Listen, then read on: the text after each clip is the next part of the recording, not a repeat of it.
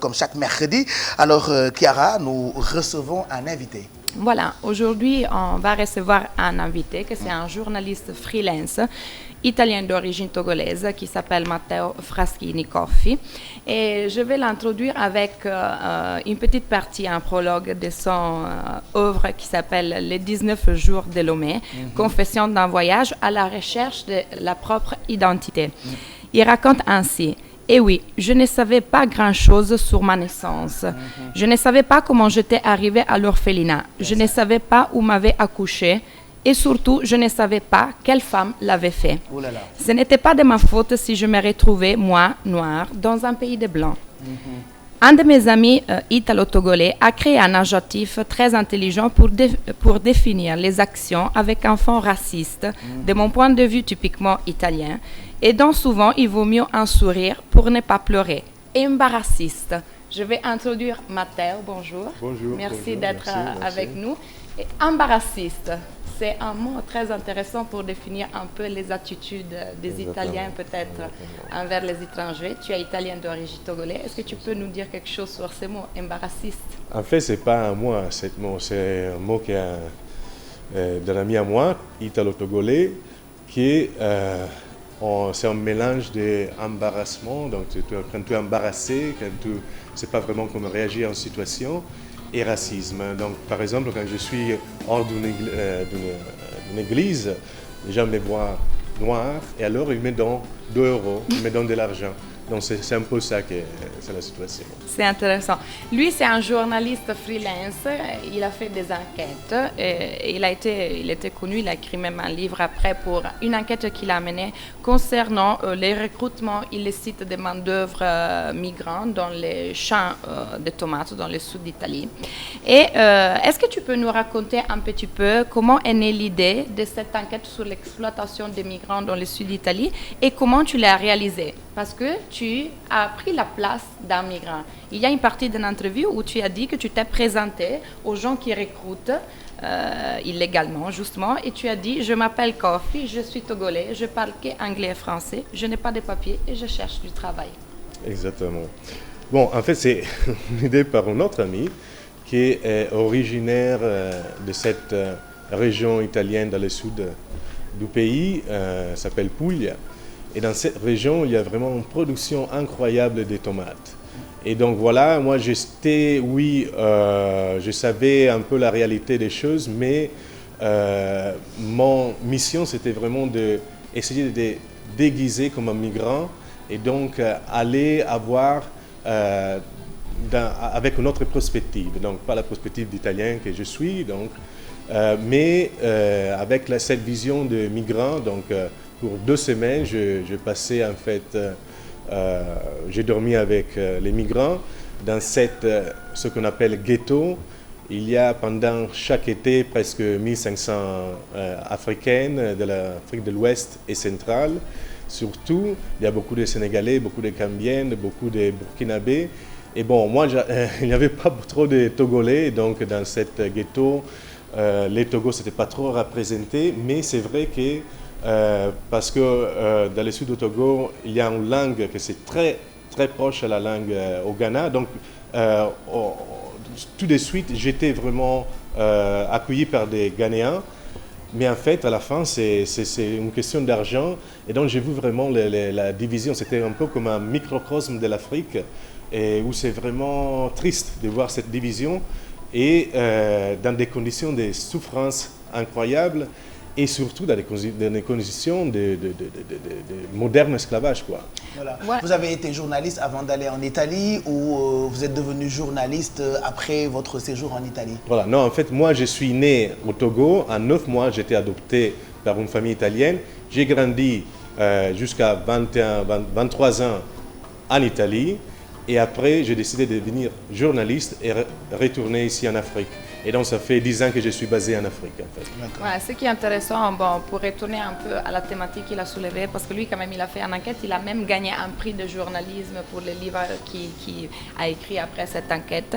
Et ce qui est intéressant, il a parlé d'un microcosme africain à l'intérieur de... Voilà. En italien, on l'appelle le caporalato, c'est ce recrutement illicite. Donc, c'est une petite mafia. Hein. Donc, les migrants sont exploités, ils sont sous-payés. Il y a eu plusieurs cas de migrants qui sont décédés pendant qu'ils étaient sur les champs parce que la chaleur, la fatigue, etc., c'est atroce. Et ce qui est intéressant surtout, c'est la partie où lui-même, Matteo, il a décrit ce qui se développe entre migrants. Donc, il y a des migrants qui font comme les Italiens, donc ils deviennent caporales, ils exploitent les migrants à leur tour. Et ce qui est vraiment touchant, parce qu'ils sont organisés eux-mêmes, ils deviennent caporales. Et comme Matteo l'a dit lors d'une interview à un quotidien italien, entre les travailleurs immigrés, plusieurs se plaignaient parce qu'ils préféraient les caporales italiens aux caporales qui étaient africains comme eux, parce qu'ils disaient que les Italiens, ils payaient mieux que les Africains même. Est-ce que tu peux nous expliquer un peu? Voilà, c'est en fait ça. Les dynamiques ne sont pas très faciles à comprendre, surtout si tu n'es pas là. Mais c'est vrai que dans les ghettos de Rignano, on s'appelle Rignano, la petite localité dans le sud de l'Italie. Et dans cette ghetto, tu avais par exemple des Sénégalais qui étaient bien sûr entre Sénégalais, des Maliens entre Maliennes. Et si tu voulais travailler avec par exemple des Sénégalais, mais tu étais Togolais, c'était un peu difficile. Si tu étais Malienne, mais tu voulais travailler avec les Ghanéens, parce que chaque communauté a son petit chef. Et donc, cette caporale, on parle comme ça en italien, c'est comme ça en italien, et chaque caporale a une équipe de travailleurs. Et parfois, c'est des équipes très petites, parfois, c'est des équipes très grandes. Mais c'est vrai que ça donne beaucoup de tristesse quand tu vois, comme à 3 heures du mat', parce que pendant l'été, tu as vraiment 3 mois pour recueillir, pour avoir le plus de tomates possible. Et les envoyer, pas seulement en Italie, bien sûr, l'Italie c'est la 3e productrice de tomates au monde, et donc il y a des tomates qui arrivent ici. En fait, si vous allez dans les supermarchés ici, vous voyez vraiment des tomates de l'Italie. Elles sont recueillies par des migrants sénégalais, par des migrants de l'Afrique de l'Ouest. Donc c'est un peu ça, c'est difficile à comprendre, mais j'espère, avec mes articles, je l'expliquer un peu. Et comme on a dit, lui, c'est un journaliste freelance qui, bon, son histoire, je pense, c'est assez intéressante, qui a décidé de revenir vers ses origines, donc retourner en Afrique. Tu as fait plusieurs pays africains où tu as vécu pour raconter un petit peu qu'est-ce qui se passe ici. C'est laquelle ta vision du continent africain en tant qu'Italien, mais en tant que Togolais aussi, et quels conseils tu peux donner à des jeunes africaines qui voudraient partir ou à des Africains qui sont en Europe et qui voudraient retourner? Voilà, bon, avec toute l'humilité que je peux, je veux le dire aux gens qui veulent partir vraiment de rester ici, parce que beaucoup de gens ils partent sans du tout avoir l'idée de la réalité qu'il y a en Europe, en Italie. Et donc, c'est vraiment difficile à leur faire comprendre que le changement doit être ici. Parce qu'il y a beaucoup de migrants là-bas qui, en fait, ils ne parlent pas vraiment de ce qui se passe, par exemple, dans ces champs de tomates. Et ils ont peur en fait de dire à leur famille que, bon, ils n'ont pas réussi. Est-ce que c'est un phénomène qui existe toujours en Italie? Il y a oui, toujours, oui, bien sûr, oui, c'est de plus en plus. C'est de plus en plus. D'accord. Et donc, vraiment, c'est ça. On n'a pas des informations, les informations sont là, mais on n'a pas parfois le désir de vraiment comprendre. Je crois que aussi, ici, au Sénégal, comme au Togo, comme dans l'Afrique, beaucoup de familles, ils n'ont pas vraiment intéressé, ils ne vont pas vraiment à faire comment on dit, à chercher la vérité de leurs enfants, de leurs sœurs, de leurs frères. Et donc, jusqu'au moment que leurs amis, leurs frères et tout ça envoient de l'argent, bon, ça va. Et donc, ils ne font pas beaucoup de questions. Je comprends cette mentalité. Après, ses frères et ses amis-là ne donnent pas les bonnes informations aussi. Voilà. Ouais. Tu peux avoir des informations et je crois que parfois, vraiment, il faut vraiment parler avec ta personne à côté. Il faut faire des programmes comme ça. Il faut vraiment voir de réaliser une sorte de révolution où la réalité doit être l'objectif primordial, quoi. Donc, c'est vrai que c'est pas évident, mais si on ne sait pas vraiment, si on n'a pas les informations vraies de cette réalité, on ne va pas trouver une solution. Et donc, c'est ça. Et ma vision du continent, si vous voulez, l'Afrique, c'est un continent incroyable, bien sûr, où il y a maintenant, spécialement maintenant, des progrès incroyables. Mais c'est vrai qu'il faut exiger des informations sur la réalité.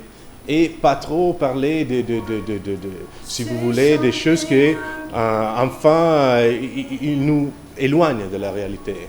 Et c'est un peu ça que... Alors, heureusement qu'il y a des gens comme vous qui nous racontent ce qui se passe, qui dénoncent ce qui se passe réellement. Bon, ben, je pense que c'est intéressant. Oui, moi c'est vrai, pour clôturer un tout petit peu, c'est vrai que c'est une réalité qui est là. Il y a beaucoup de Sénégalais aussi qui sont à l'étranger, que souvent, bon, peut-être ils ont fait leurs expériences. Il faut toujours dire que la valeur de l'expérience migratoire, c'est pas dans l'argent seulement, l'argent qu'on arrive à faire, mais c'est l'expérience de vie.